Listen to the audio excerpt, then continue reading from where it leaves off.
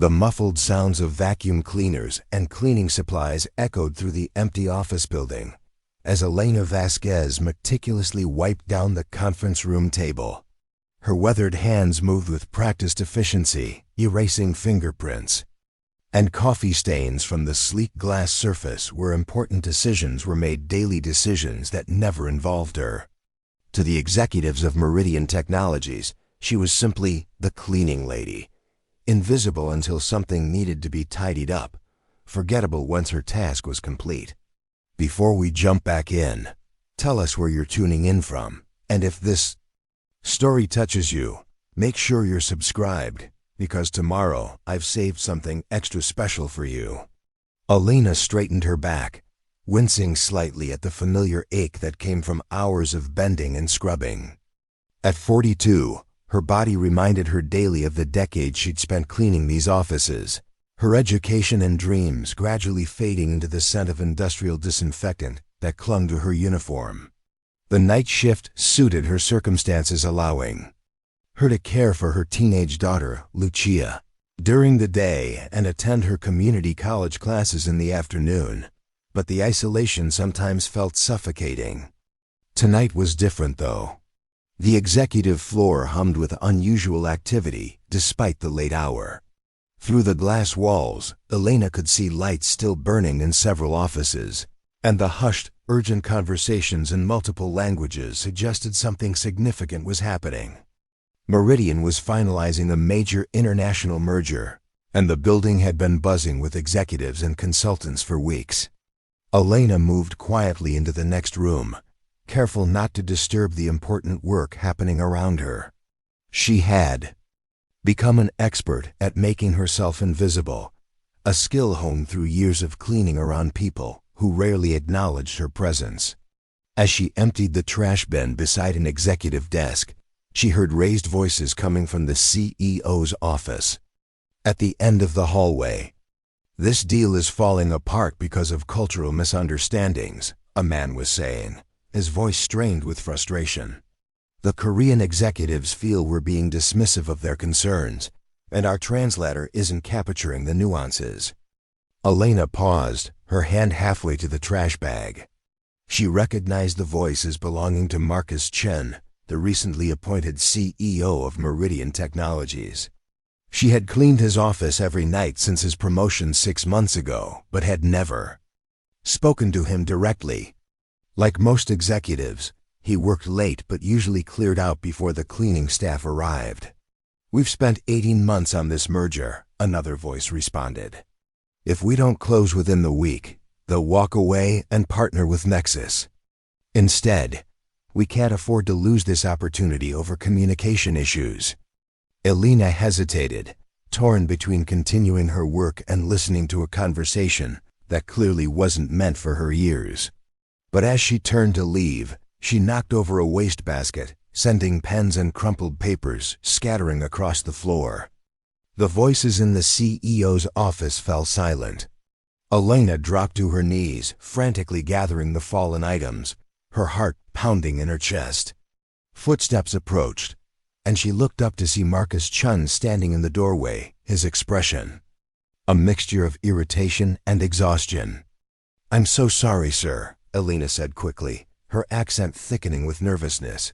"I didn't mean to disturb you." Marcus ran a hand through his disheveled hair. At 35, he was younger than most CEOs of companies Meridian size, and the pressure of his position showed in the dark circles under his eyes and the tension in his shoulders. "It's fine," he said dismissively, already turning back toward his office. Elena finished gathering the scattered items, but something about the desperation in the voices she'd overheard made her pause. For years, she had watched executives struggle through problems that she sometimes saw solutions to solutions no one would ever ask her about. Tonight, something compelled her to speak. "Excuse me, Mr. Chun," she said, her voice stronger than she intended. "I couldn't help overhearing about your difficulties with the Korean executives." Marcus turned back, seeming to really look at her for the first time. His expression shifted from distraction to surprise. "Yes?" Elena straightened, clutching her cleaning supplies like a shield. I speak Korean fluently. I lived in Seoul for 5 years before moving to America. The CEO's eyebrows rose slightly. You speak Korean? Yes, sir. And I understand the cultural nuances that might be causing problems. Korean business culture places great emphasis on respect and relationship building before finalizing deals. Marcus stared at her, clearly trying to reconcile the cleaning woman before him with someone who possessed knowledge that might save his company's most important deal in years. What's your name? He asked. Elena Vasquez, sir. You're part of the cleaning staff? Elena nodded, feeling her confidence waver under his scrutiny. For 10 years now. Marcus glanced back toward his office, where several executives were now watching their interaction with curiosity, then back to Elena. Would you mind coming in for a moment, Miss Vasquez? Elena followed him into the expansive office, acutely aware of her worn uniform and practical shoes among the tailored suits and polished leather. 5 executives sat around a large table covered with documents and open laptops.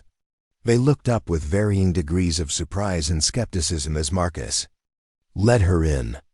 Preparing and narrating this story took us a lot of time, so if you are enjoying it, subscribe to our channel. It means a lot to us. Now back to the story. This is Elena Vasquez, Marcus announced. She's been with Meridian for 10 years, and she speaks fluent Korean. A man in an expensive suit gave her a dismissive glance. We already have translators, Marcus, professional ones, who clearly aren't resolving our issues, Marcus replied sharply. We have nothing to lose by listening to Ms. Vasquez.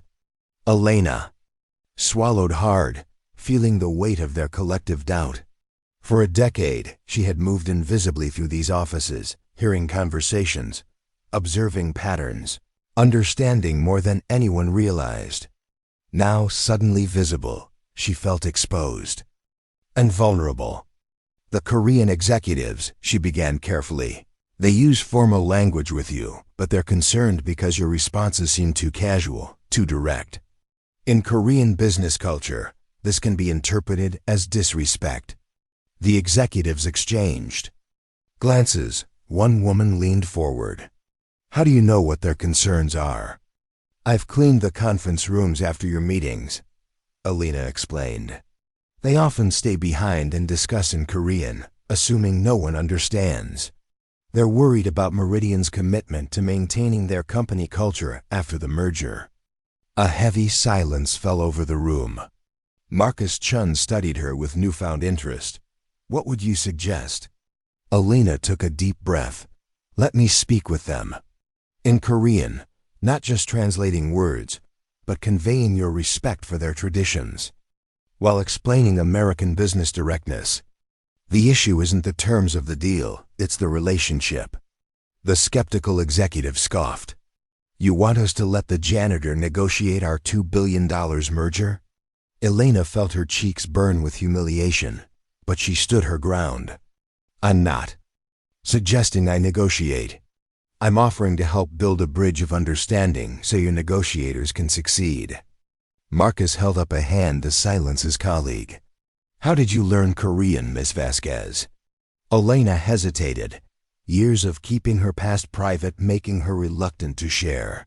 But something in Marcus's expression genuine curiosity rather than judgment gave her courage. I was a linguistic anthropology student at Seoul National University, she said quietly.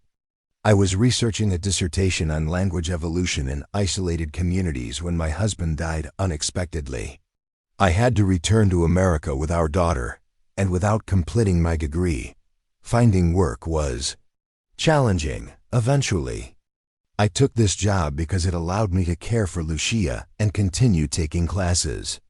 The room fell silent again, but the quality of the silence had changed. Several executives looked uncomfortable, perhaps seeing her as a person for the first time, rather than simply part of the building's maintenance. Marcus nodded slowly. The Korean delegation will be here tomorrow morning at 9. Can you join? U.S. Ms. Vasquez? I finish my shift at 5 a.m., Elena replied. I would need to take Lucia to school, but I could return by 9. We'll make it work, Marcus said, with a decisiveness that silenced any remaining objections from his team. And we'll compensate you appropriately for your time and expertise. As Elena left the executive floor that night, her cleaning cart seemed lighter somehow. For the first time in years, someone at Meridian had seen beyond her uniform to the person beneath, the educated woman with dreams and knowledge and value beyond her ability to make surfaces shine. When Elena returned home to the small apartment she shared with Lucia, her daughter was still awake despite the late hour, textbooks spread across their kitchen table. At 17, Lucia was already more accomplished than Elena had been at her. Age-focused, determined, and unashamed of her ambitions. You're home early, Lucia observed, looking up from her calculus homework. Elena set down her purse, still processing the evening's events. Something happened at work. Lucia's expression immediately shifted to concern. They didn't fire you, did they? Because if they did, I can pick up more hours at the bookstore. And no, Elena quickly reassured her. Nothing like that, actually. I spoke to the CEO tonight. Lucia's eyebrows shot up. The CEO? About what? Elena explained the situation as she moved around their small kitchen, preparing a late dinner from yesterday's leftovers. As she spoke, Lucia's expression transformed from surprise to fierce pride. So they've been treating you like you're invisible for 10 years, and now they need your help to save their precious merger? Lucia said, indignation coloring her voice. They better pay you well for this, Mom. Elena smiled at her daughter's protective instinct. Mr. Chen said they would compensate me appropriately. Make sure they do, Lucia insisted. Your knowledge has value. Don't let them exploit you. Elena nodded, touched by her daughter's fierce advocacy. Lucia had grown up watching her mother work endless hours for minimal recognition, and it had shaped her into someone determined to demand the respect she deserved. Sometimes Elena worried that she hadn't been a strong enough role model, that her compromises had taught Lucia the wrong. Lessons about a woman's worth in the world. What will you wear? Lucia asked suddenly, practical concerns overtaking righteous anger. Elena hadn't considered this aspect. Her wardrobe consisted primarily of comfortable clothes for classes, her cleaning uniform, and a few nicer outfits. For special occasions, nothing suitable for a high-stakes business meeting. I have that blue dress from your graduation, she suggested uncertainly. Lucia shook her head firmly. No way. You need to look professional tomorrow, like you belong. In that boardroom. She disappeared into their shared bedroom and returned with a carefully preserved garment bag. Remember that interview outfit we bought when you applied for the library position last year? The one you said was too expensive, but I insisted on, Elena remembered. The charcoal gray pantsuit had cost nearly a week's salary, and when she hadn't gotten the library job, she'd tucked it away, unable to bear the reminder of another disappointment. It's perfect, Lucia declared, unzipping the bag to reveal the elegant suit. You're going to walk in there tomorrow looking like the expert? You are not like someone there doing a favor. Sleep eluded Elena that night. She lay awake, replaying the conversation in the CEO's office, alternating between confidence in her abilities and paralyzing doubt. What if she made a mistake? What if her Korean was rusty after years of disuse? What if this opportunity, this chance to be seen as more than the cleaning lady, ended in humiliation? By morning, exhaustion had dulled her anxiety to a manageable hum. She dressed carefully in the pantsuit, applied light makeup, and pulled her usually practical ponytail into a sleek bun.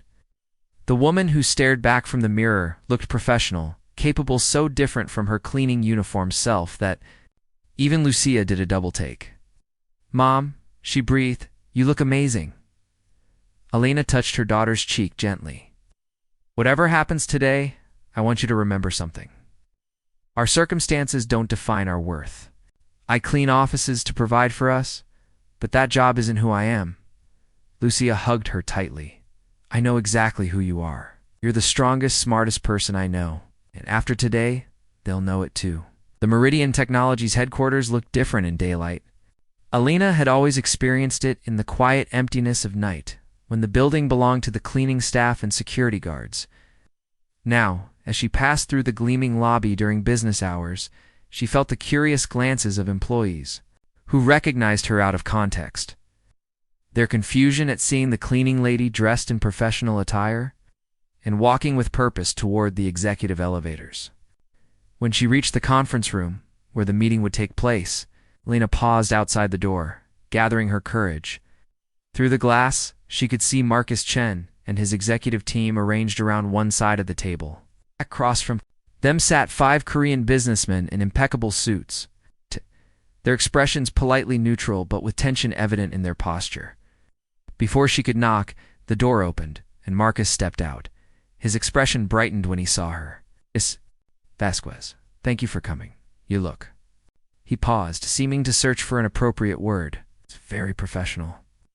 "Thank you for the opportunity, Mr. Chen," Elena replied formally, adjusting the strap of the leather portfolio Lucia had insisted she'd carry.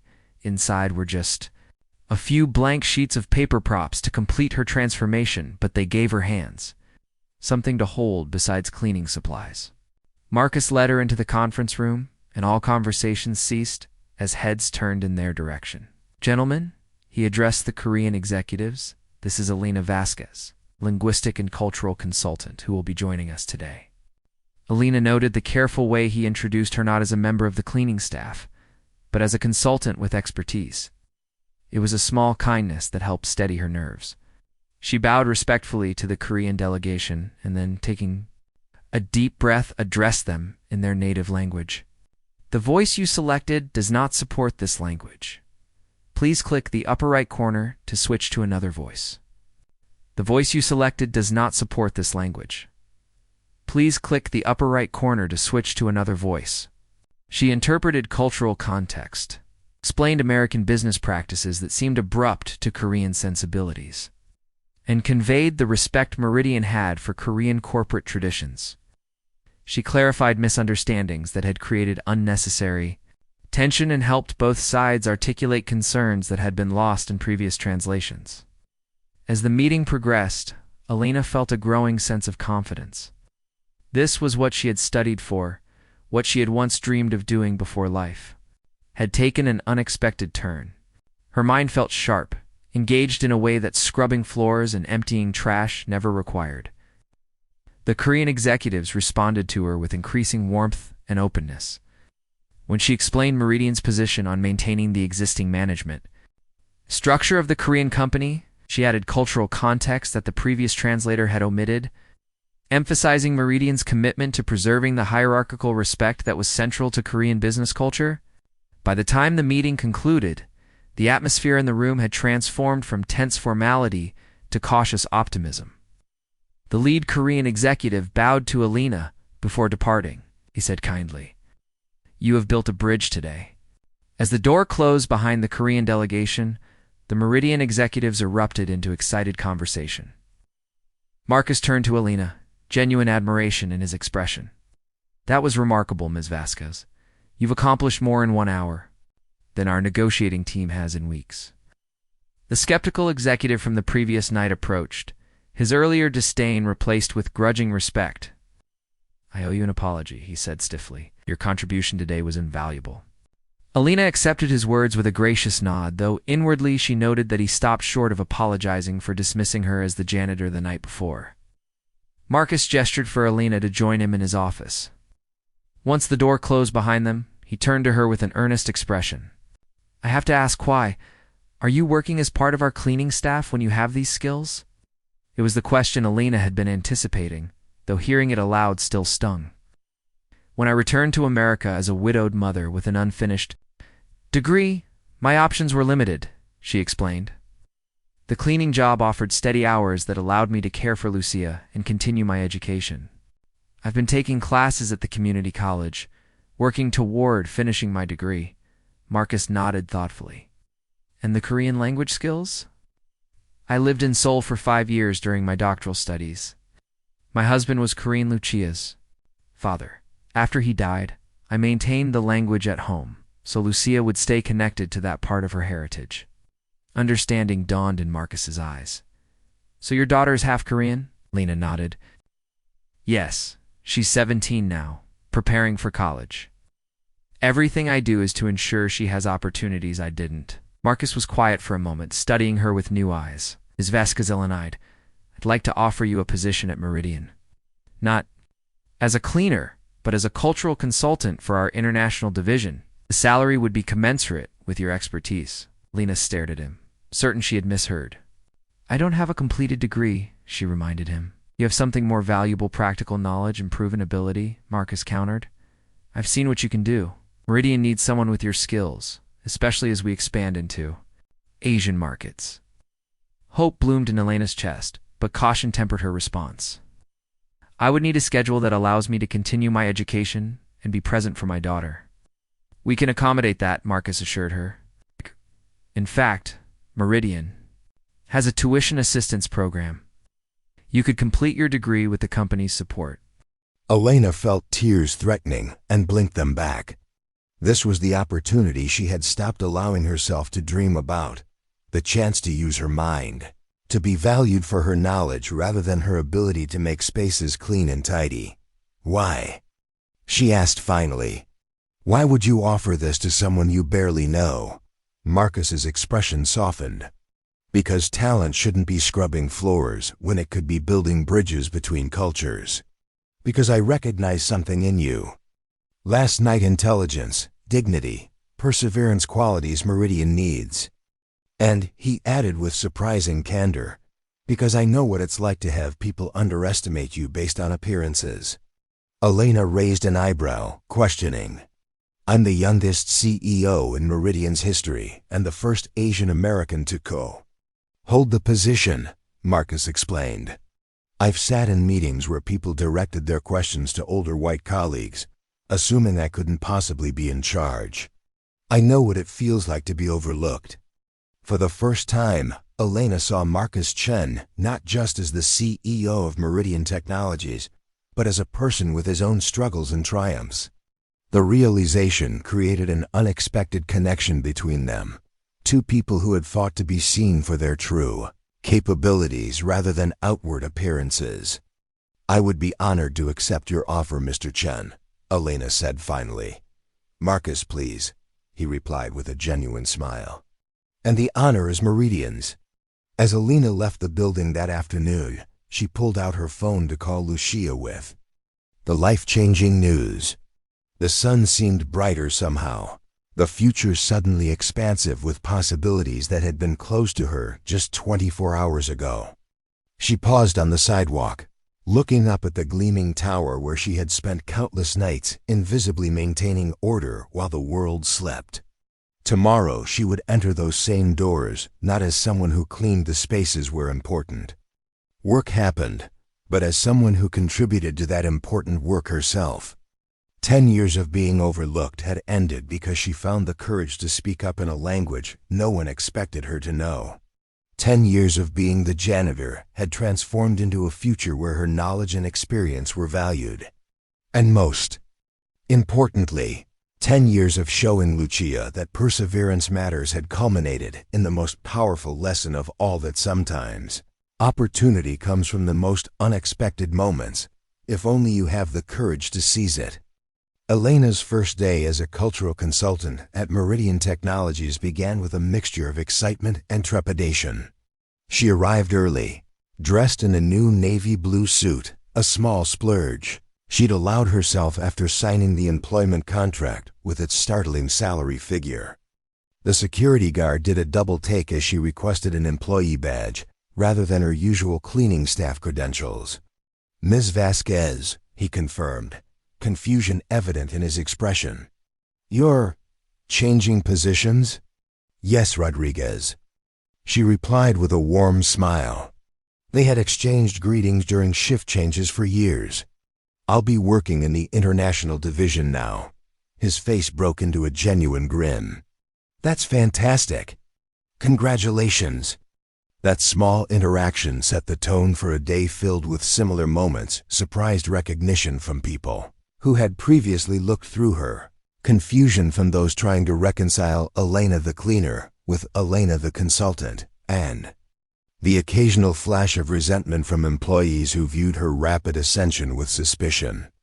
Marcus had arranged for her to have a small but well-appointed office on the 32nd floor, a far cry from the basement storage room where the cleaning staff gathered at the beginning of each shift. The nameplate beside the door read, Elena Vasquez, Cultural Consultant, and seeing those words in official company lettering sent a shiver of pride down her spine. As she was arranging her few personal items on the desk, a photo of Lucia, a small potted succulent, and a Korean calligraphy brush that had belonged to her late husband, a knock came at her open door. A young woman with bright red hair and an armful of folders stood in the doorway. Ms. Vasquez? I'm Amber Wilson, Mr. Chun's executive assistant. He asked me to help you get settled and introduce you to the international team. Elena appreciated the gesture. Thank you, Amber, and please call me Elena. Amber entered the office, setting the folders on the desk. These are briefs on our current international projects, focusing on the Korean merger since that's your immediate priority. There's also information about company policies, benefits, and the tuition assistance program Mr. Chen mentioned you'd be interested in. Elena ran her fingers over the embossed Meridian logo on the folders. Just days ago, she had emptied these same folders from executive trash bins, and now they contained information meant specifically for her. The team is gathering for a strategy meeting in conference room C at 10, Amber continued. Mr. Chun would like you to attend.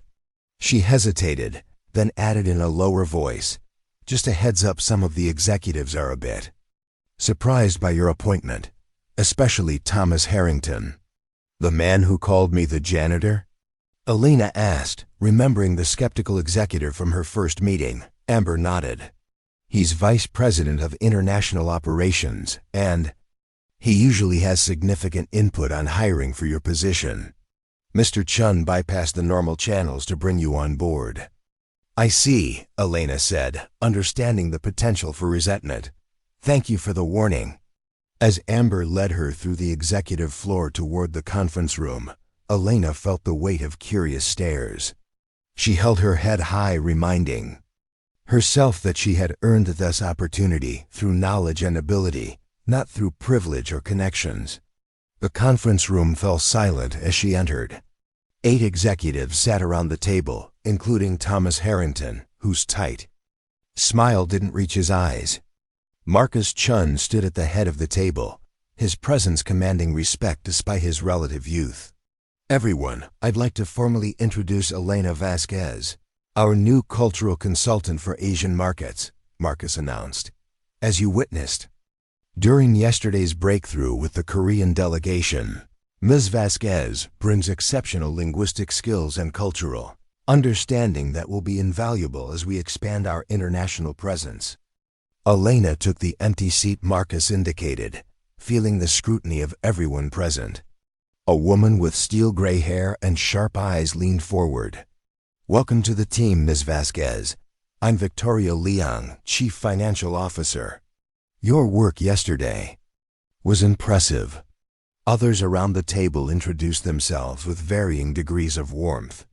Thomas Harrington merely nodded curtly when his turn came.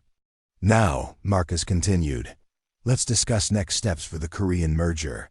The delegation was significantly more receptive after yesterday's meeting, but we still have several hurdles to clear. For the next hour, Elena listened carefully as the executives discussed financial projections, integration timelines, and potential regulatory challenges.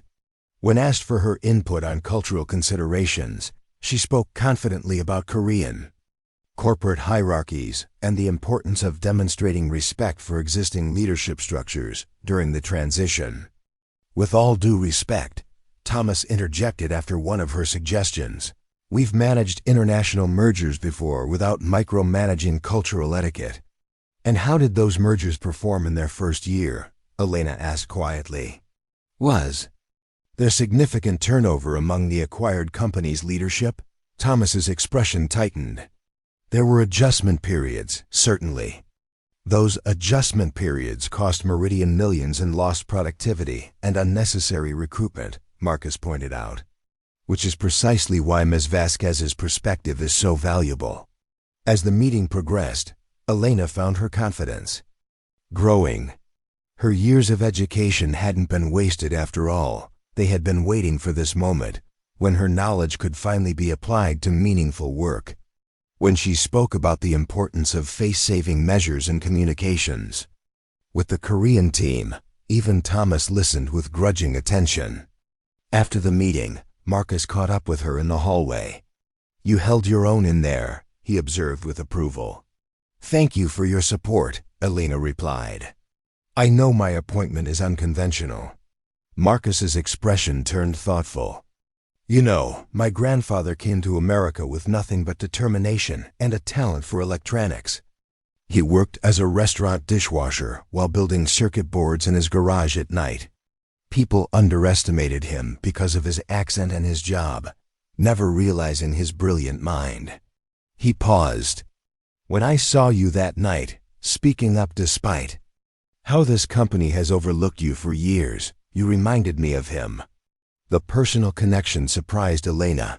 Marcus Chen had seemed so firmly established in his power and privilege that she hadn't considered he might understand the struggle of being underestimated.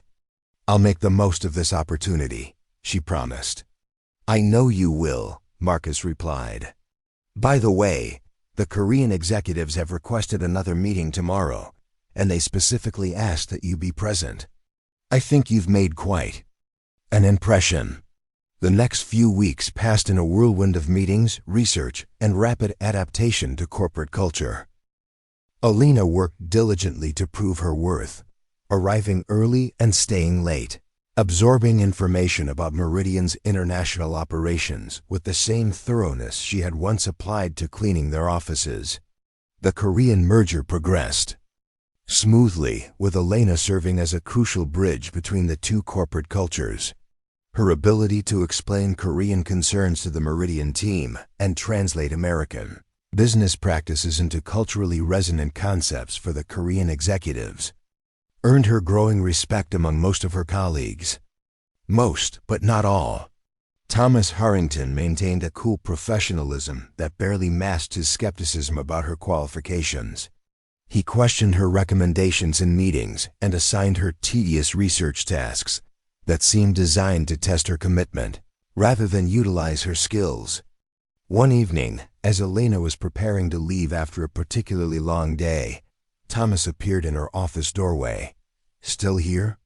he observed. "Dedication is admirable, but you should know that in this division, results matter more than hours." Logged. Elena met his gaze steadily. "I'm aware of that, Mr. Harrington. I'm completing the research you requested on cultural sensitivity training for the transition team." Thomas entered her office uninvited, glancing around at the space she had gradually personalized over the past weeks. His eyes lingered on the Korean calligraphy brush displayed on her shelf.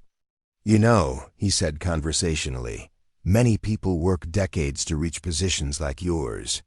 They get degrees from prestigious universities, accumulate years of relevant experience, build professional networks. The traditional path exists for a reason." Elena understood the implication perfectly. "And some people clean offices for a decade while continuing their education.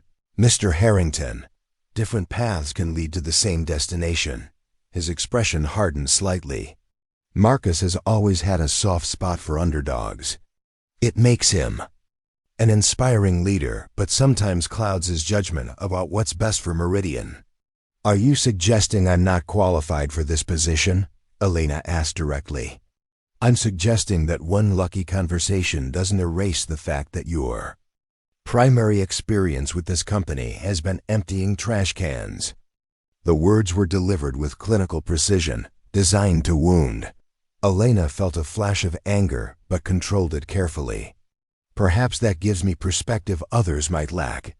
When you're invisible to most people, you observe a great deal." "Such as?" such as the fact that you speak conversational Mandarin, but hide that skill from your colleagues, Elena replied calmly. I've heard you on phone calls when you thought no one was listening. Thomas's expression flickered with surprise before he recovered his composure. Observation without context can lead to misinterpretations. Context is precisely my area of expertise, Elena countered. For instance, I understand that you applied for Marcus's position when the previous CEO retired, and the board chose him instead despite your longer tenure. That creates a context for your resistance to his decisions, including my hiring. For a moment, Thomas looked genuinely taken aback. Then, unexpectedly, he laughed a short, surprised sound. You really don't miss much, do you? It wasn't my place to miss things before, Elena said simply. But it is now. Thomas studied her with new consideration. The Korean executives respect you. That's not insignificant. He moved toward the door, then paused. The presentation to the board next week about the merger's cultural integration plan, you should lead it. It wasn't quite acceptance, but it was acknowledgement of her capabilities. Elena nodded. I'd be happy to prepare that presentation. After Thomas left, Elena sat back in her chair, processing the interaction. The path forward wouldn't be smooth. She had years of knowledge, gaps to fill and corporate politics to navigate, but for the first time, she felt truly seen for her potential rather than defined by her past role. At home that evening, Elena found Lucia surrounded by college brochures and application forms. Her daughter looked up with excitement as she entered. Mom, I got an email from Stanford. They want me to apply for their early decision program. Elena's heart swelled with pride. Lucia had been working toward this goal for years, maintaining perfect grades while participating in community service and leadership activities.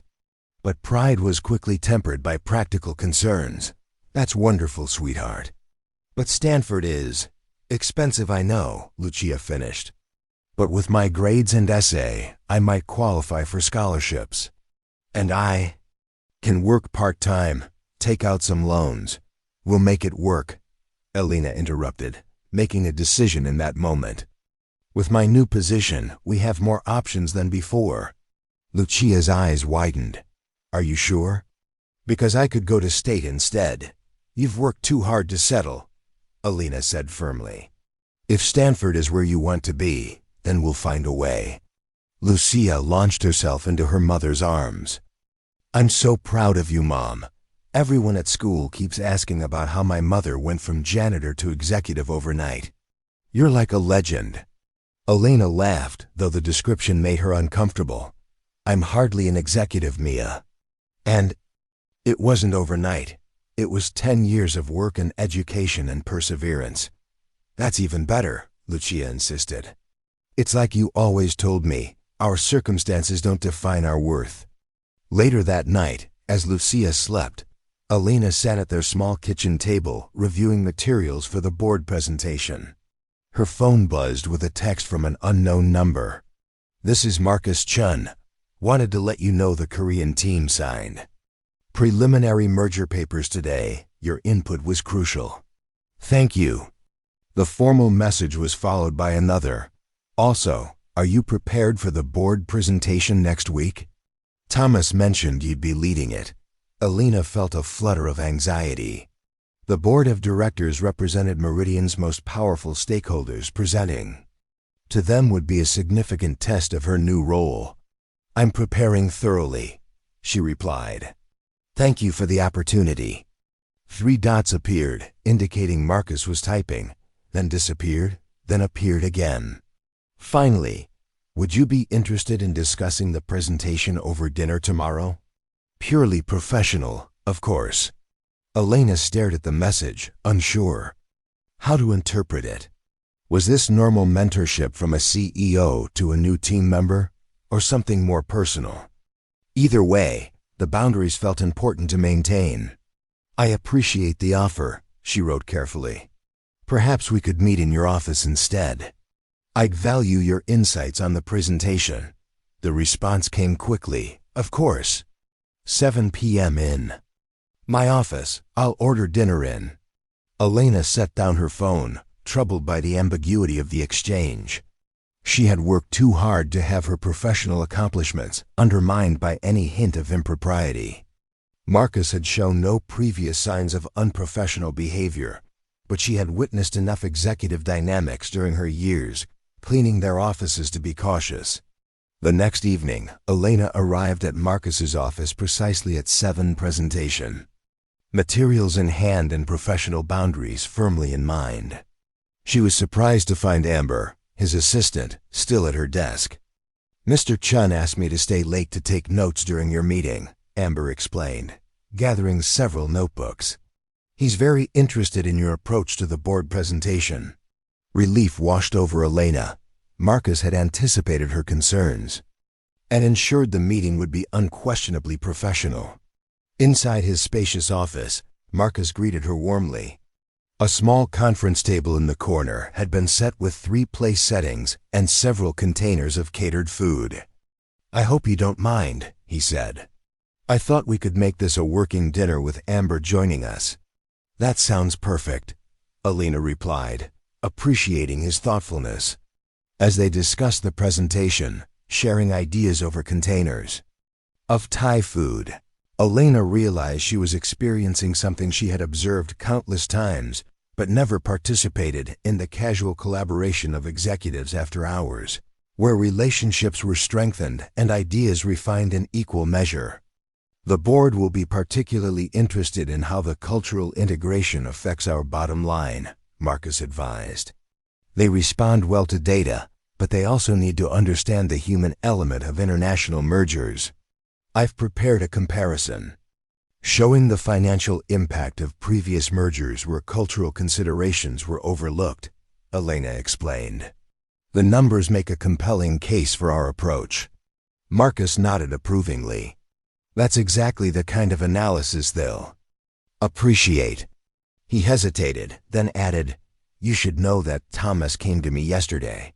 Elena tensed slightly. "Oh?" "He suggested you for a more permanent role overseeing cultural integration for all our Asian market expansions, not just the Korean merger." Marcus watched her reaction carefully. "He seems to have reassessed his initial impression of you." "That's unexpected," Elena admitted. "Thomas is resistant to change, but he recognizes competence when he sees it," Marcus explained. "And speaking of recognition, there's something else I wanted to discuss with you." He nodded to Amber, who produced a folder from her notebook. "The company's annual report will be published next month, featuring a section on the Korean merger.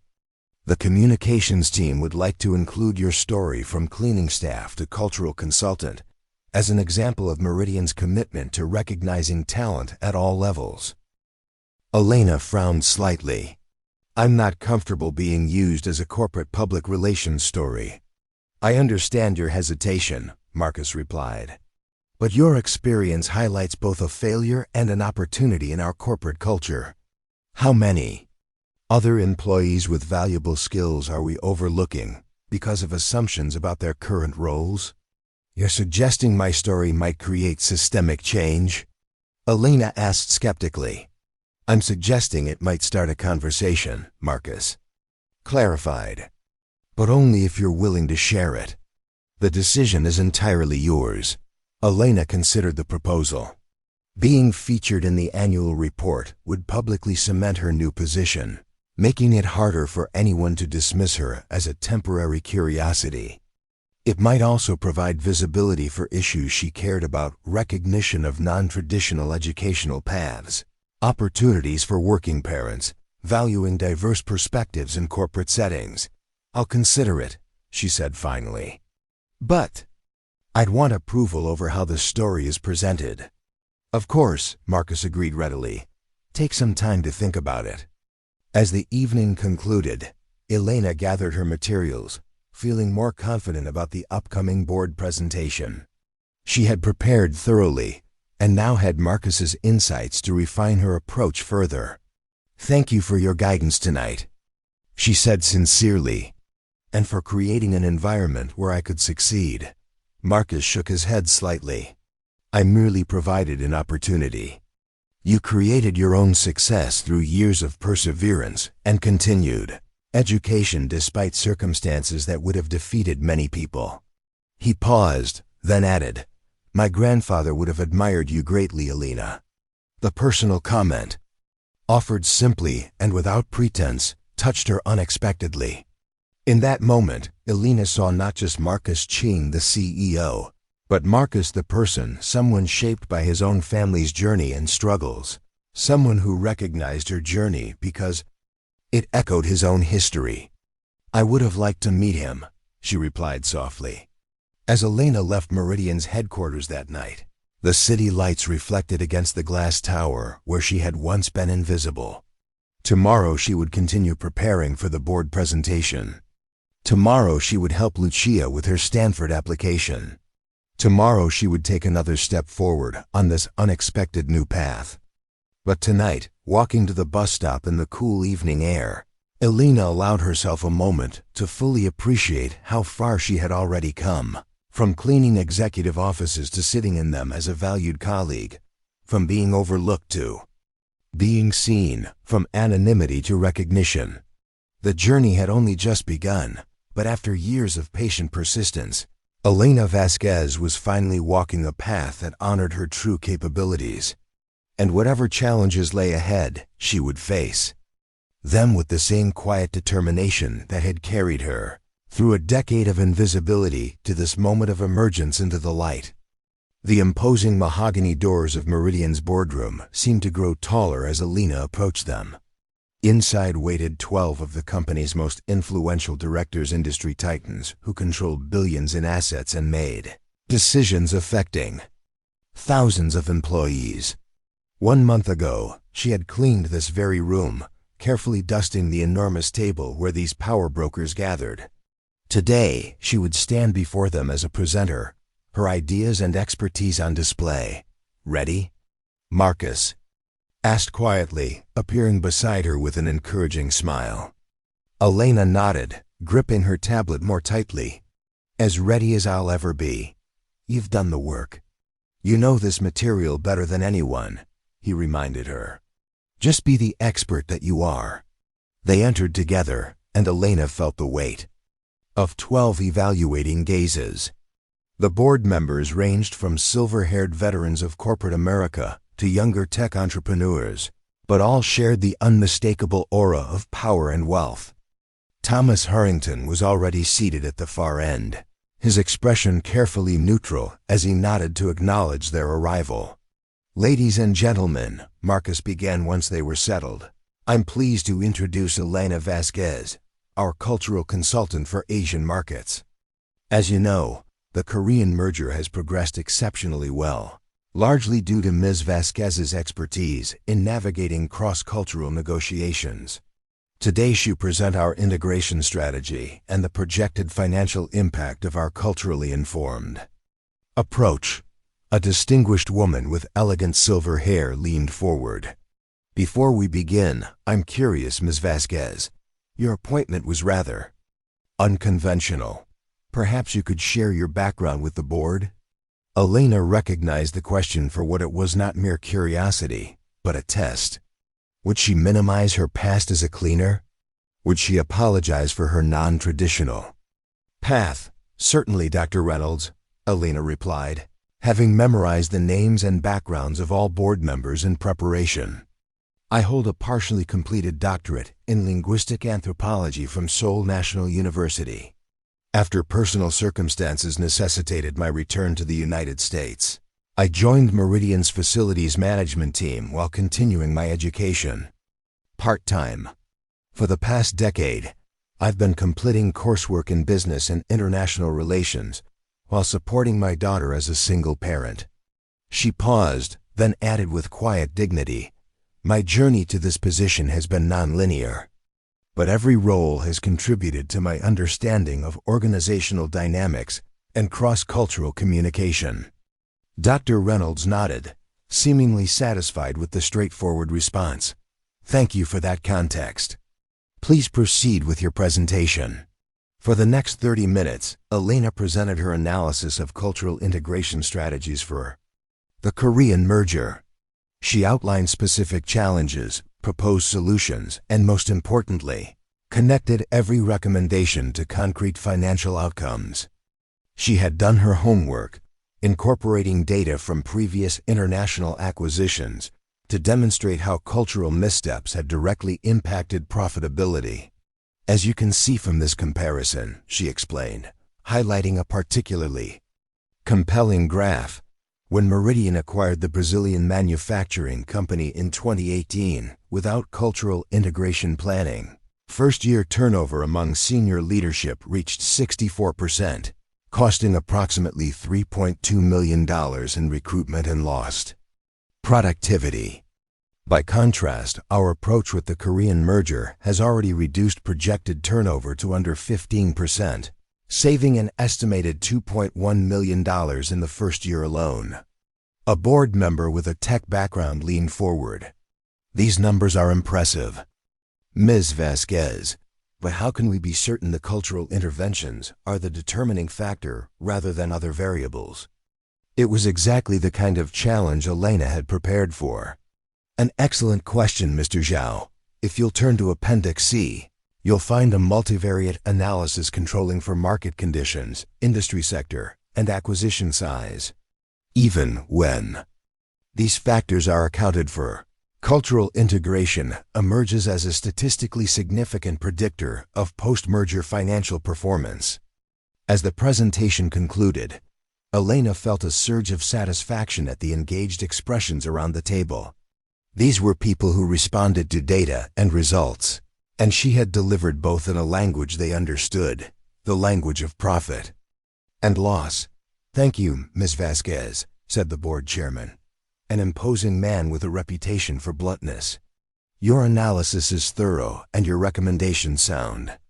I believe I speak for the board when I say we're impressed not only with the Korean merger progress, but with your ability to quantify the value of what many might dismiss as soft skills." Several heads nodded in agreement. Even Thomas offered a small acknowledging nod from his end of the table.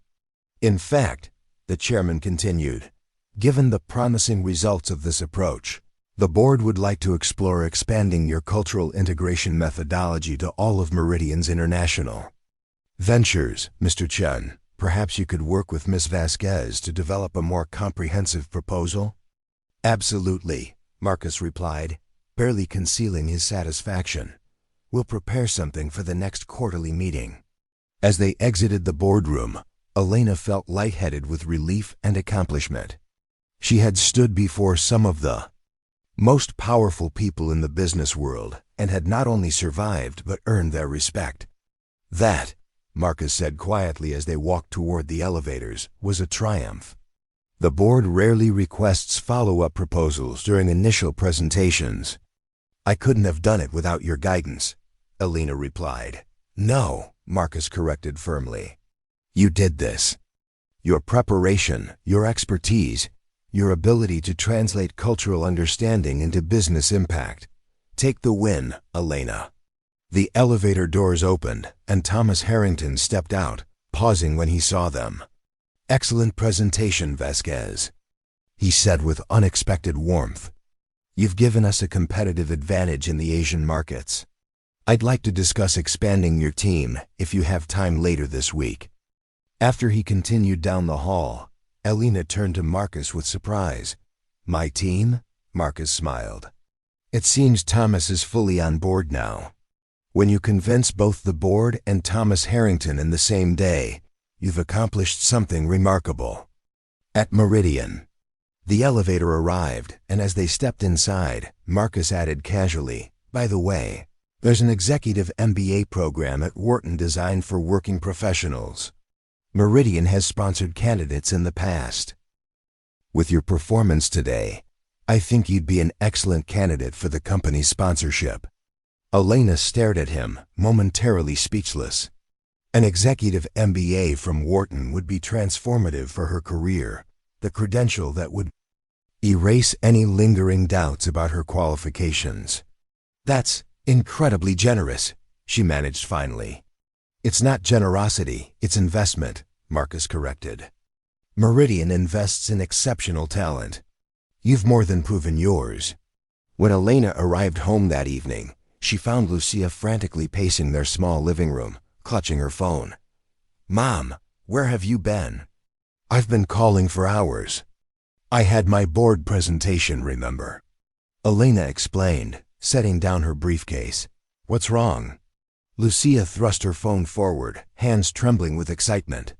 "This email came from Stanford 3 hours ago." "I'm afraid to open it alone." Elena's heart jumped. "Is it about your application?" "Yes. It's too early for regular admission results, so it must be about the early decision program. What if they're rejecting me without even letting me apply?" "Or," Elena suggested gently, "what if it's good news?" They sat together on the worn sofa, Lucia's finger hovering over the email. "Together?" she asked, suddenly looking very young despite her 17 years. "Together," Elena confirmed, wrapping an arm around her daughter's shoulders. Lucia tapped the screen, and they both held their breath as the message loaded. The first word they saw was "congratulations." "Oh my God," Lucia whispered, continuing to read aloud.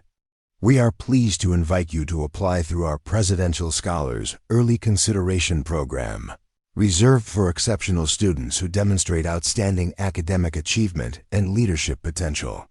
Elena pulled her daughter close as happy tears flowed down both their faces. It wasn't an acceptance yet, but an invitation to a special application track reserved for top candidates, a recognition of Lucia's years of dedication and hard work. "You did it, Mia," Elena whispered fiercely. "You opened this door for yourself." "We did it," Lucia corrected, hugging her mother tightly. "I never would have believed this was possible if you hadn't shown me that we can rise above our circumstances." That night, as Lucia worked excitedly on her special application, Elena reflected on how profoundly their lives had changed in just 1 month. Her daughter was on the path to Stanford, a dream that had seemed financially impossible only weeks ago. She herself had presented to Meridian's board and earned their respect. And now, the possibility of an executive MBA stretched before her like a golden bridge to an even brighter future. All because she had found the courage to speak up in a language no one expected her to know. The following weeks brought a whirlwind of new developments. Elena's role expanded rapidly as Thomas Harrington made good on his promise to build a cultural integration team under her leadership. She conducted interviews, developed training programs, and began creating a systematic approach to international acquisitions that prioritized cultural understanding alongside financial metrics. The annual report featuring her story was published, generating unexpected attention both within Meridian and in the broader business community. Several industry publications requested interviews, positioning her unconventional career path as an inspiring example of hidden talent and perseverance. Elena approached this sudden visibility with caution. She agreed to internal company interviews, but declined most external publicity, wary of becoming a token success story rather than being recognized for her ongoing contributions. "You don't enjoy the spotlight, do you?" Marcus observed after. She declined an invitation to speak at an industry conference. "I prefer to let my work speak for itself," Elena replied. "And frankly, I'm uncomfortable with narratives that frame my story as exceptional. There are countless people with valuable skills working in overlooked positions. The fact that my opportunity came through a chance encounter rather than systemic recognition of talent is problematic, not inspirational." Marcus considered this. Thoughtfully, "You've given me an idea," he said finally. "What if Meridian created a formal pathway for identifying and developing talent throughout the organization, regardless of current position?" "You mean like an internal advancement program?" Elena asked. "More than that," Marcus clarified.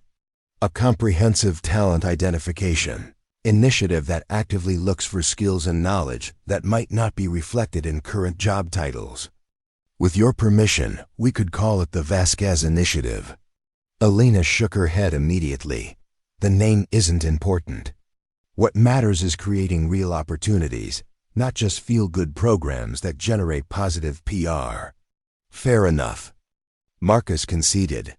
Will you help develop it? You have a unique perspective on what's needed. I'd be honored, Elena replied, already envisioning how such a program could transform lives. But it has to have teeth: executive sponsorship, educational support, meaningful advancement opportunities. Agreed, Marcus said. Draft a proposal, and we'll present it at the next executive committee meeting. As autumn progressed, Elena settled into her new role with growing confidence. The Korean merger moved forward smoothly, and her team began work on potential expansions into Vietnam and Thailand. She enrolled in preparatory courses for the executive MBA application, studying late into the night after Lucia had gone to bed. The rhythm of her new life was demanding but deeply fulfilling. For the first time in years, her work engaged her intellect and creativity fully. The financial stability of her position allowed her to focus on Lucia's college preparations without the constant anxiety about money that had shadowed them for so long. There were adjustments, of course. Some colleagues still treated her with subtle condescension, occasionally addressing questions to other team members, even when she was clearly the subject matter expert. The social dynamics of executive spaces remained foreign territory. The casual references to exclusive vacation destinations and private schools, the unspoken class markers embedded in conversation. But increasingly, Elena found allies beyond. Marcus, Victoria Liang, the CFO, became a valued mentor, offering practical advice on navigating corporate politics. Several younger team members sought her guidance, drawn to her unique perspective and genuine approach to leadership. One Friday afternoon, Elena was reviewing cultural briefing materials for an upcoming trip to Vietnam when her office phone rang. Ms. Vasquez, this is security. There's someone in the lobby asking to see you, a Mr. De-Young Kim. Elena's heart skipped a beat. Did he say what this is regarding? No, ma'am. He says he's an old friend from Korea. It had been 15 years since Elena had heard that name, her late husband's closest friend from university, who had supported her through the dark days after Jin's sudden death. I'll come down, she said, trying to keep her voice steady. In the soaring main lobby of Meridian Tower, De-Young stood looking up at the architectural details, still as thoughtful and observant as she remembered. His hair had grayed at the temples, but his kind eyes were unchanged as he turned at her approach. Elena, he said warmly in Korean, embracing her with brotherly affection. It has been too long. De-Young, she replied, returning to the language. That had once been her daily companion. What brings you to Chicago? Business, initially, he explained. But then I saw something remarkable, an article about Meridian's successful merger with KL Tech, featuring a cultural consultant named Elena Vasquez, who had once been part of the cleaning staff. There was a photograph, and I thought, could it be Jin's Elena? So I came to see for myself. They found a quiet corner of the lobby cafe, and Elena listened as De-Young filled her in on the years that had passed. He had built a successful technology consulting firm in Seoul, married, and had 3 children. He showed her photos on his phone, his pride evident in each swipe. And Jin's parents? Elena asked hesitantly. The relationship with her in-laws had been strained after Jin's death, their grief manifesting as resentment toward the foreign woman who had taken their son to America for her studies, where he had died so far from home. They are well, but growing older, De-Young replied carefully. They ask about Lucia sometimes. They have never met their only grandchild. Elena nodded, a familiar sadness washing over her. I send them photos every year on Jin's birthday. They never respond. Grief makes people rigid, De-Young observed. But perhaps it is time for healing. I told them I had found you. They asked many questions about your life now. What did you tell them? The truth that you persevered after unimaginable loss, raised your daughter alone in a foreign country, educated yourself while working difficult jobs, and now have found success that honors Jin's memory. De-young smiled gently. I have never seen Mr. Kim cry before, not even at Jin's funeral. But when I showed him the article with your photograph, tears came to his eyes. Elena felt her own eyes filling. I never wanted to keep Lucia from them. It was just complicated. De-young finished. Life usually is. But perhaps it can be simplified. They would very much like to meet Lucia, if you are willing. They have offered to fly you both to Seoul. The prospect of returning to Seoul, the city where she had spent the happiest years of her life with Jin, the city where she had lost him, stirred complex emotions. But the thought of Lucia finally meeting her Korean grandparents, connecting with that half of her heritage through family rather than just stories, overrode Elena's hesitation. I would need to coordinate with work, she said. But yes, I think it's time. After De-young left with promises to arrange the details, Elena returned to her office, her mind whirling with the unexpected reconnection to her past. She had compartmentalized that chapter of her life so thoroughly, the brilliant young scholar she had been, the devastating loss, the abrupt transition to struggling single motherhood, that having it suddenly reopened left her feeling emotionally exposed. A knock at her door interrupted her thoughts. It was Marcus, stopping by on his way out for the weekend. I saw you in the lobby with a visitor, he said. Everything okay? You seem unsettled. Elena hesitated, then decided on honesty. An old friend from Korea recognized me from the annual report article. He was my husband's best friend. Marcus's expression softened with understanding.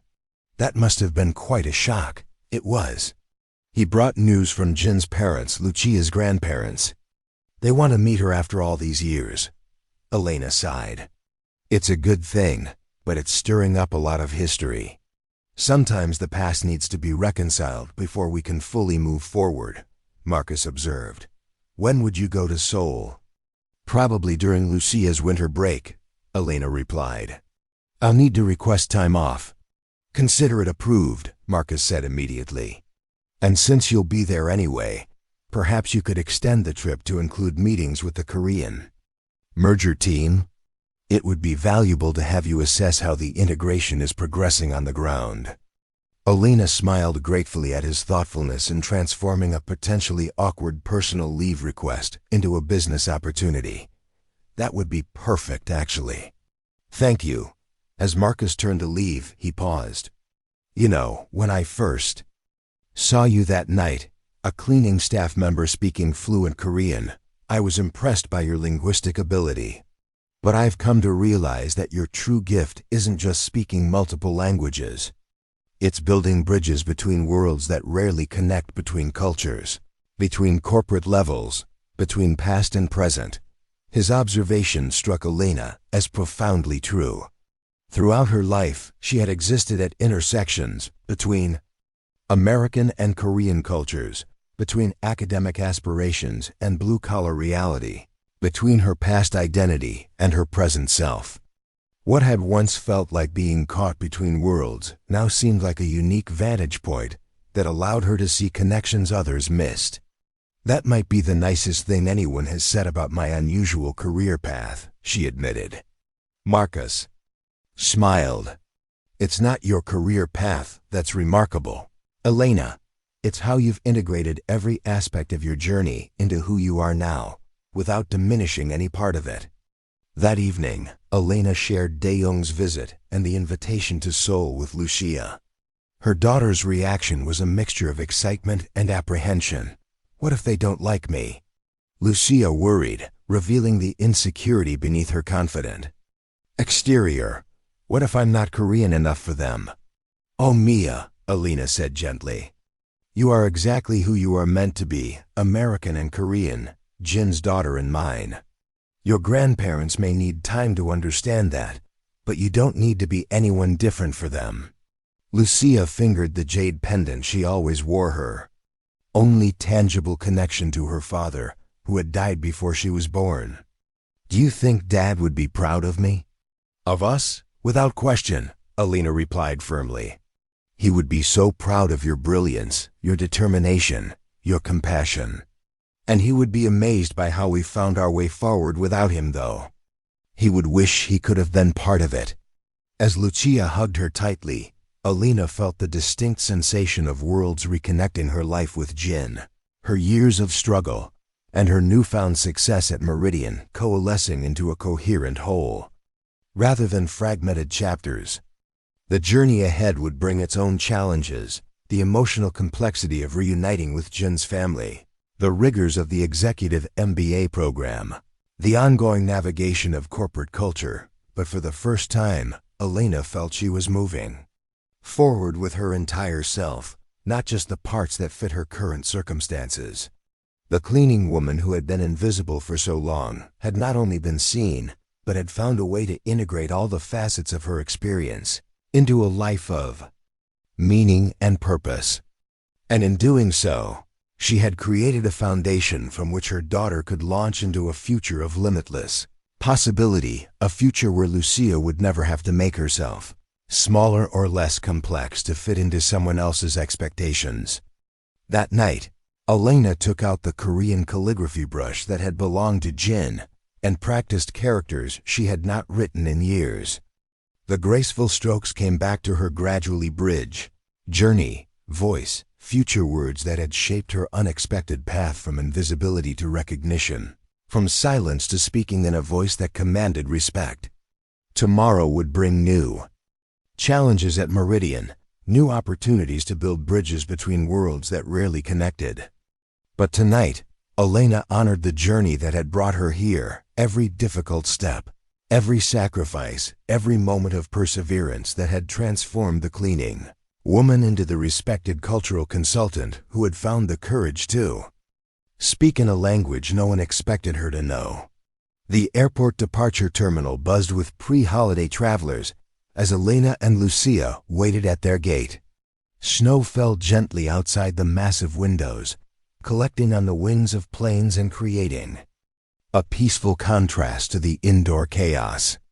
In 3 hours, they would board a flight to Seoul, a journey that represented far more than the physical distance between Chicago and Korea.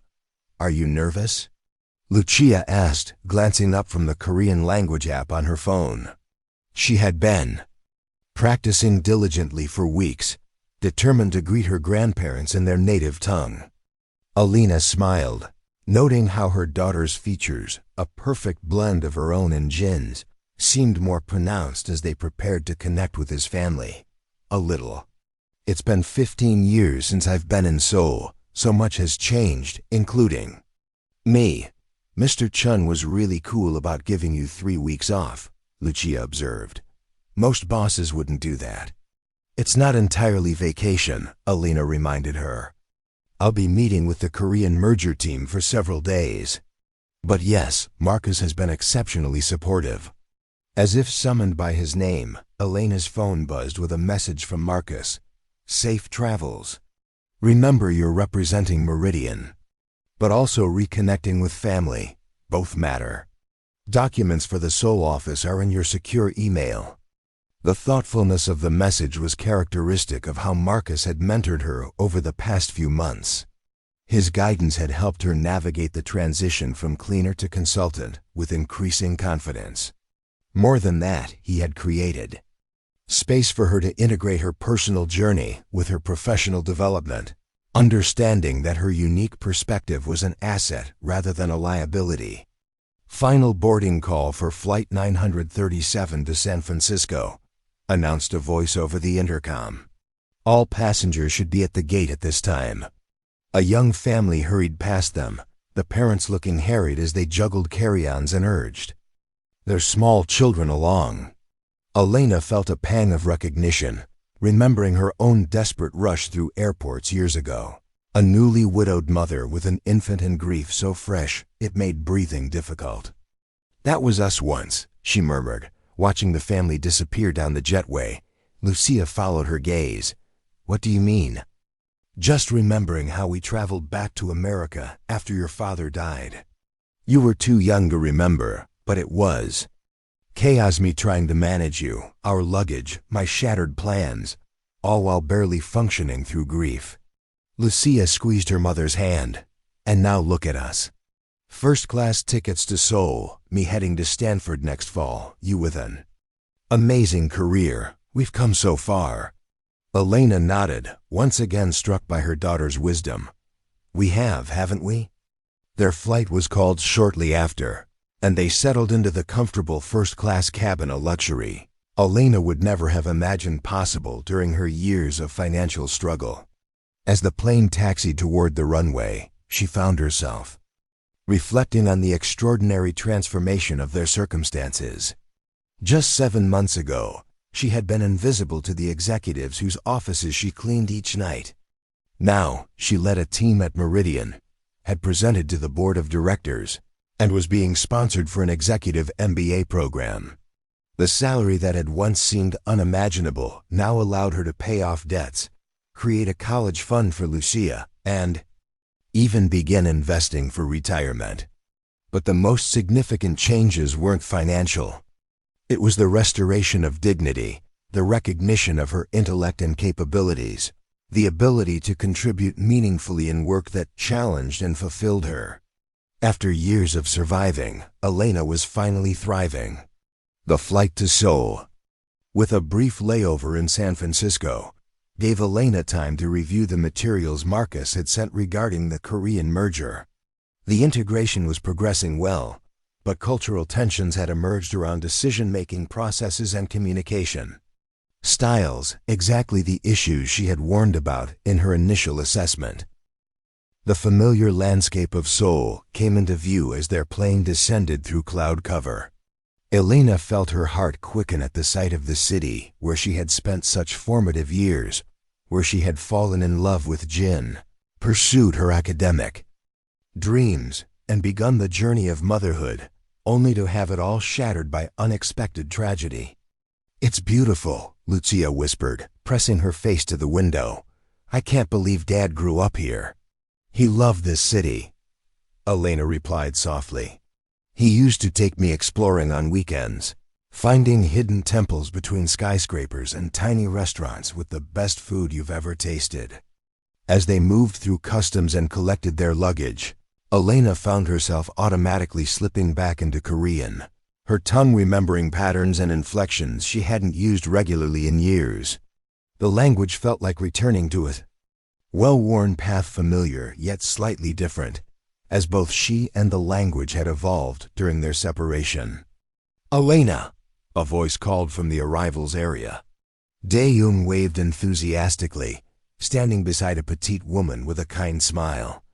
"Welcome back to Seoul." He embraced Elena warmly, then stepped back to look at Lucia with wonder. "This cannot be little Lucia. When I last saw you, you were a baby sleeping in your mother's arms." Lucia bowed respectfully, then said in carefully practiced Korean, "Hello, it's nice to meet you." Dae-young's wife, Min-ji, clasped her hands with delight. "Oh, she has Jin's smile." "Elena, she is beautiful." The drive from the airport to the hotel was a journey through memory for Elena. Seoul had changed. Dramatically more gleaming towers, more international influences, but beneath the modernization, she could still sense the city she had known and loved. Neighborhoods where she and Jin had lived, university buildings where they had studied, parks where they had picnicked in spring, each familiar landmark both comforting and painful in its reminder of what had been lost. "Your in-laws are very nervous about tomorrow's meeting," Dae-young said as they approached the hotel. "They have prepared for weeks, cleaning their home, cooking Jin's favorite dishes, gathering old photographs to share with Lucia." Elena felt a knot of anxiety tighten in her stomach. "I hope they won't be disappointed. Lucia is American in many ways, though she has always honored her Korean heritage." "They understand this," Min-ji assured her. "They are simply grateful for the chance to know their son's child after so many years of separation." That evening, after Dae-young and Min-ji left with promises to collect them the following morning, Elena and Lucia settled into their hotel room, The view from their window showcased Seoul's spectacular night skyline, a constellation of lights against the darkness. "Mom," Lucia said hesitantly, "what if they blame you for taking Dad to America? What if they're still angry about that?" Elena had wondered the same thing. "They might still carry some of that pain," she acknowledged honestly. "Grief can make people hold on to blame as a way of making sense of senseless loss. But Dae-young believes they're ready to move beyond that now. And if they're not, then we'll handle it with grace and understanding," Elena replied. "Their pain is real, even if their blame is misplaced. We can acknowledge their feelings without accepting fault for a tragedy no one could have prevented." Lucia nodded, satisfied. "With this approach, I'm going to make them like me," she declared with characteristic determination. "Not just because I'm Dad's daughter, but because of who I am." Elena smiled, recognizing in her daughter the perfect blend of Jin's quiet confidence and her own resilience. "Just be yourself, Mia. That's more than enough." The next morning brought clear skies and cold winter sunshine as Dae-young drove them through Seoul's residential neighborhoods to the Kim family home. Elena's anxiety mounted with each passing mile. She had not seen Jin's parents since his funeral, when grief had created a chasm between them that seemed unbridgeable. The modest house looked exactly as she remembered, a traditional Korean home, surrounded by a small, meticulously maintained garden, now dormant in winter. Mr. and Mrs. Kim stood waiting at the gate, their postures stiff with their own nervousness. Time had aged them considerably. Mr. Kim's once black hair was now completely white, and Mrs. Kim seemed smaller, more fragile than Elena recalled. But their eyes, Jin's eyes, were alert and anxious as the car pulled up. Lucia squeezed her mother's hand before they stepped out. "Together," she whispered, echoing the word they had used throughout difficult times. "Together," Elena confirmed. The moment stretched into silence as they approached Jin's parents. Then, looking at Lucia, Mrs. Kim's composure broke. With a small cry, she stepped forward and took her granddaughter's face between trembling hands. She whispered, "Jin's eyes." Lucia, prepared by Elena for this moment, bowed deeply and said in careful Korean, "Grandfather, grandmother, I am truly happy to meet you." The formal greeting dissolved the last of the tension. Mrs. Kim pulled Lucia into a tight embrace, weeping openly now, while Mr. Kim stood nearby, tears streaming silently down his weathered cheeks. After a long moment, he turned to Elena and, to her surprise, bowed deeply. He said, his voice rough with emotion, "Please forgive us." Elena felt her own tears begin as 15 years of complicated grief suddenly found release. "There is nothing to forgive," she replied in Korean. "We all lost him. We all suffered." Inside the Kim home, evidence of careful preparation was everywhere. Jin's favorite foods laid out on the dining table, photo albums arranged neatly on the coffee table, even Lucia's childhood photos sent by Elena over the years and apparently cherished despite the lack of response, displayed prominently on the walls alongside pictures of Jin. "We have been foolish," Mrs. Kim admitted as they shared the meal she had prepared, holding on to blame instead of embracing the family Jin left behind. "Grief makes its own logic," Elena replied gently. "I understand. But you had your own grief," Mr. Kim observed. "And still you raised our Jin's daughter with knowledge of her Korean heritage. You sent us photos and letters even when we did not respond. You honored our son's memory with your perseverance." Lucia, who had been relatively quiet as she absorbed the emotional reunion, suddenly spoke up. "Mom made sure I knew Dad through her stories. She kept his memory alive for me, even though it was painful for her.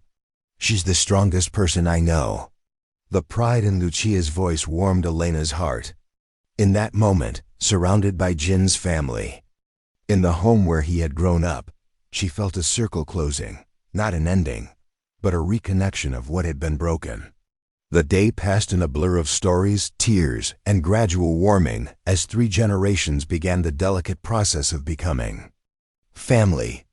By evening, Mrs. Kim was showing Lucia how to make kimchi using a recipe passed down through generations, while Mr. Kim and Elena sat looking through old photographs of Jin.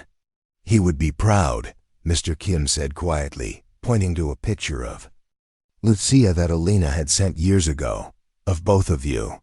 As Yoon drove them back to their hotel that night, Lucia was uncharacteristically quiet, processing the emotional intensity of the day. "You okay?" Elena asked gently. Lucia nodded slowly. "I feel like I found a piece of myself I didn't know was missing. They're really my family, Mom. I can see Dad in them, and they can see him in me.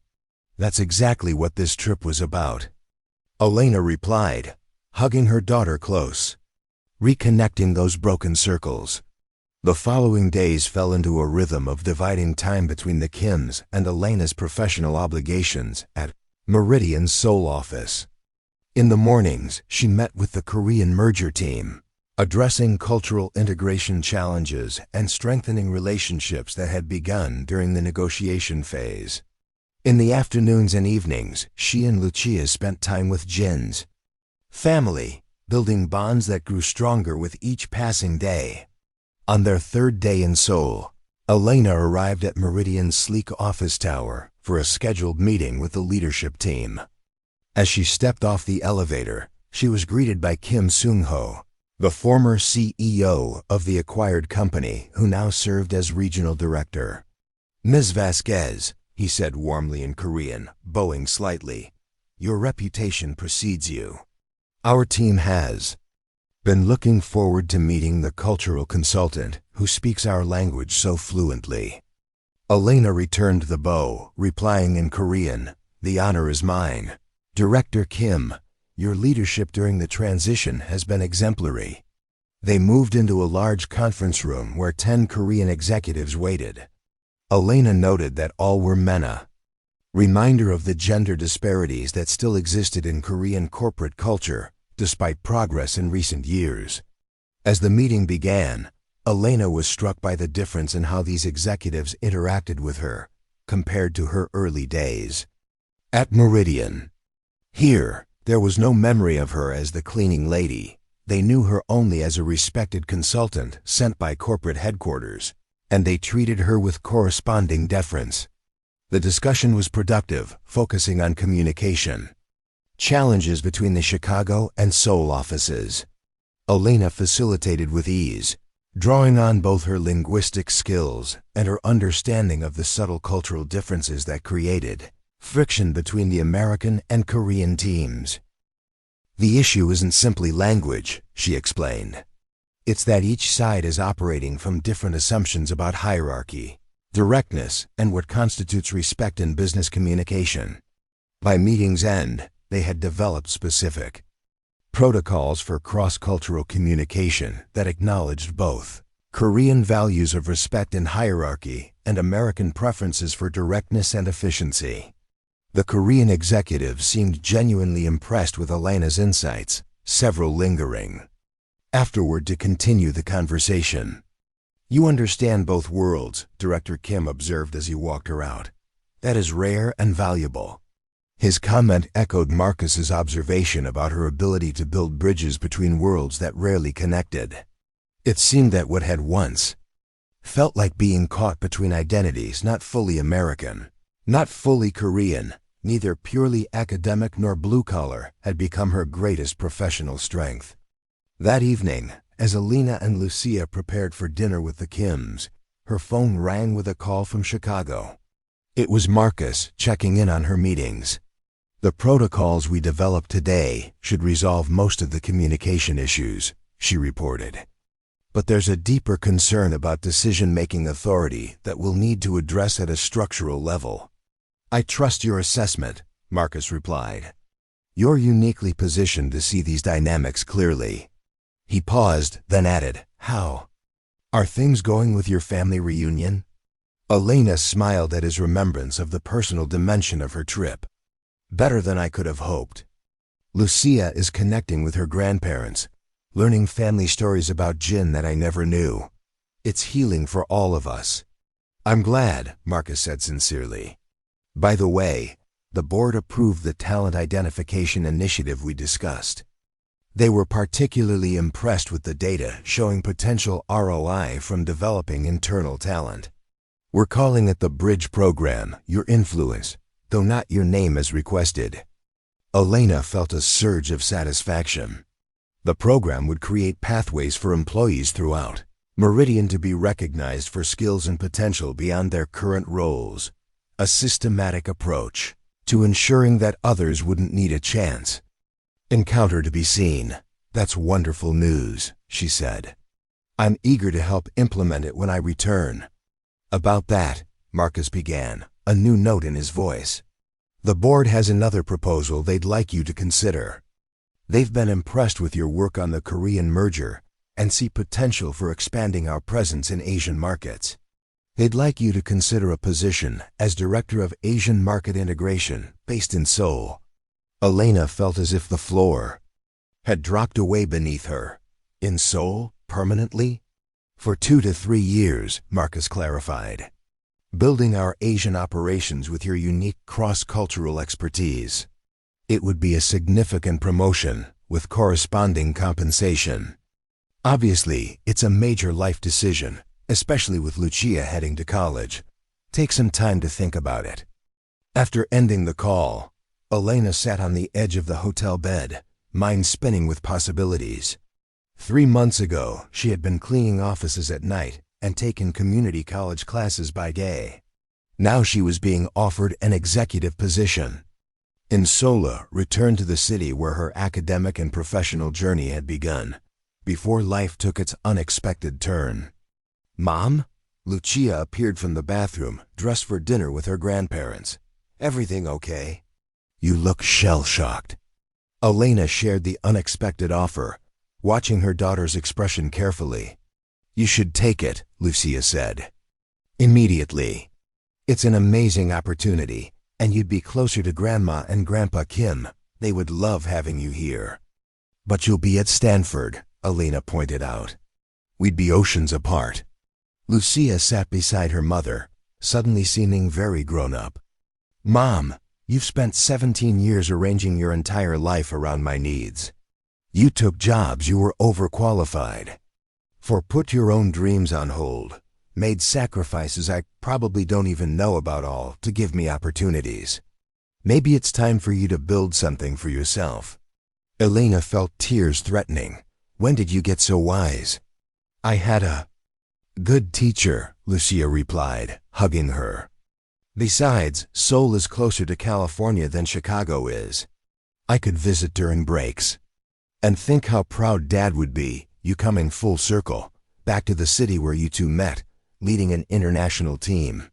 That night, during dinner with the Kims, Elena found herself seeing Seoul through new eyes, not just as the site of past happiness and heartbreak, but as a possible future.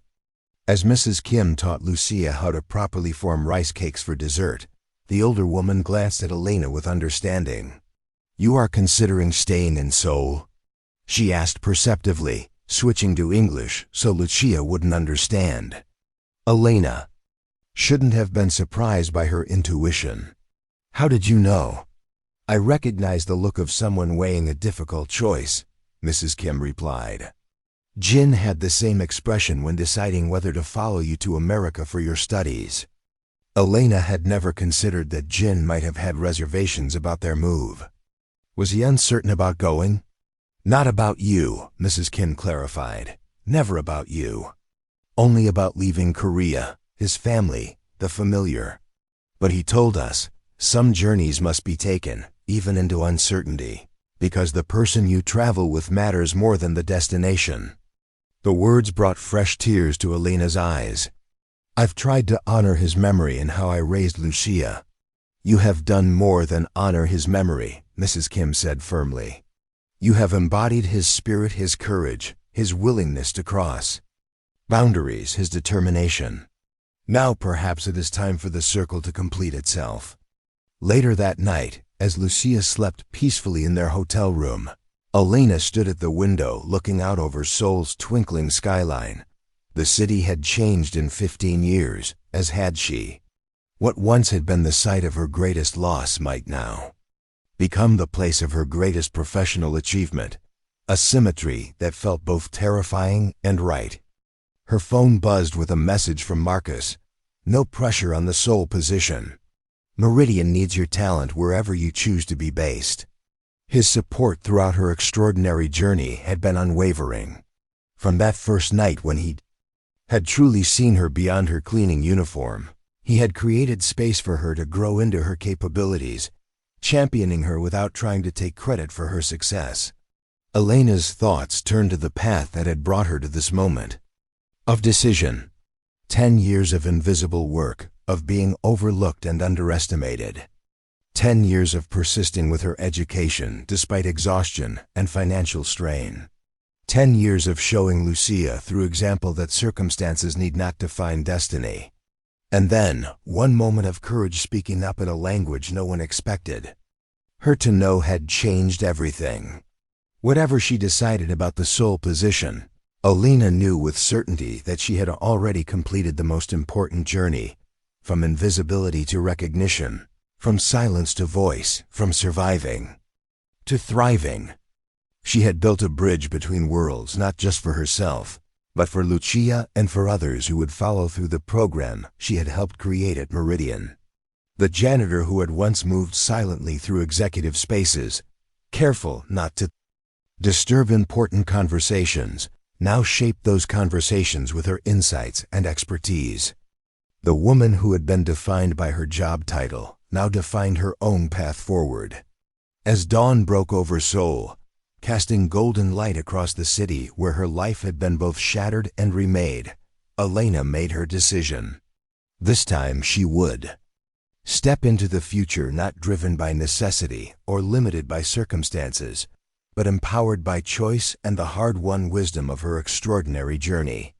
The cleaning woman who spoke the CEO's language had found her own voice at last, and it was clear, confident, and ready to lead. Up next, you've got 2 more standout stories right on your screen. If this one hit the mark, you won't want to pass these up. Just click and check them out. And don't forget to subscribe and turn on the notification bell so you don't miss any upload from us.